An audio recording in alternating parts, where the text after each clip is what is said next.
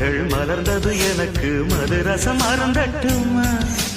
விடுகின்ற வரையில் முடிகின்ற வரையில் கவிதைகள் எழுதட்டுமா